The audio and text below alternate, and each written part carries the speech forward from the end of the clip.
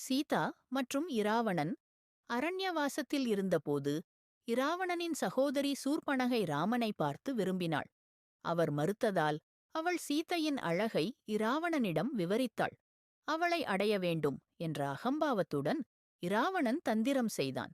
மரீச்சனை பொன்னான மானாக மாற்றி அனுப்பினான். ராமனும் லட்சுமணனும் விலகியபோது இராவணன் சாமியாராக வந்து சீதையை ஏமாற்றினான்.